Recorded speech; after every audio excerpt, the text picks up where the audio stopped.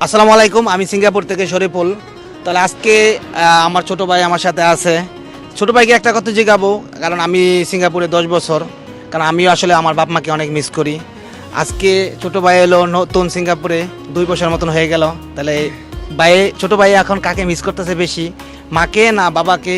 দুজনে আসলে মিস করে, কিন্তু বেশি সবচেয়ে এখন মিস করে কাকে? সামনে কুরবানি ঈদ। ওকে, আসলে ভাইয়া আমি আমার আব্বুকে অত্যন্ত বেশি মিস করি, কারণ প্রত্যেকটা কুরবানি ঈদে আব্বুর সঙ্গে গরুর মাংস কাটা, গরুর মাংস নিয়ে আসা, নতুন জামা কিনা, একসঙ্গে নামাজ পড়তে যাওয়া, এই বিষয়গুলো আসলে অনেক মিস করার। শুধু আমি না, যাদের বাপ বাইচা আছে তারাই জানে যে এই বিষয়গুলো কতটা ইম্পর্টেন্ট আমাদের লাইফে। তো একটাই কথা বলবো, দিন শেষে বাপ মা ছাড়া আমাদের পাশে কেউ থাকে না। আর আমি এই প্রবাস থেকে সামনে যে ঈদ আসছে, সবচাইতে বেশি আমি আমার আব্বুকে মিস করছি। আব্বু, তোমাকে অনেক মিস করছি আমি। I love you. বাপ মাদের তোমার আম্মুর জন্য কিছু পাঠাইবে না? বাপ অবশ্যই ভাইয়া, সেটা তো পার্সোনালি পার্সোনালি টাকা পাঠাই দেবো কিন্তু, ঠিক আছে? অবশ্যই অবশ্যই। সবসময় বাপ মার দোয়া নিবা, সবসময় বাপ মার ভালোবাসা থাকলে একসময় এগিয়ে যেতে পারবা ইনশাল্লাহ।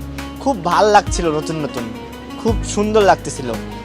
তারপর যখন বছরে আর দুইটা ঈদ আসে, যখন একটা ঈদ আসলো সামনে খুব কষ্টে কাটলো, আরেকটা যখন ঈদ আসলো, সর্বপ্রথম আব্বুর কথাটাই মনে পড়ে। কারণ কি জানেন, আব্বুর হাত ধরে আর বলতে পারি না এখন যে আব্বু নতুন জামা কিনা দাও, বা আমাকে ঘুরতে নিয়ে চলো, বা বাইকে তেল তুলে টাকা দাও, বা বাইক দাও।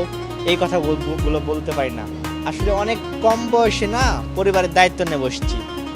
সো অনেকজন অনেক কমেন্ট করবা বাইরে থেকে, বাট আমার জায়গায় আইসো, আমার বয়সে প্রবাসী আইসো, তখন বুঝবা যে প্রবাস কি জিনিস।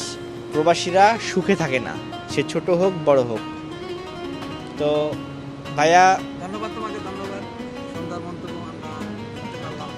তো সবাই আমাদের প্রবাসীদের জন্য ঈদ, তো সবাই আমাদের প্রবাসীদের কারণে দোয়া করবেন, আমরা যেন প্রবাস জীবনে খুব ভালো থাকতে পারি, এবং প্রবাসের টাকা দিয়ে বাংলাদেশ রেমিটেন্স যেন খুব সুন্দর মতো চলতে পারে।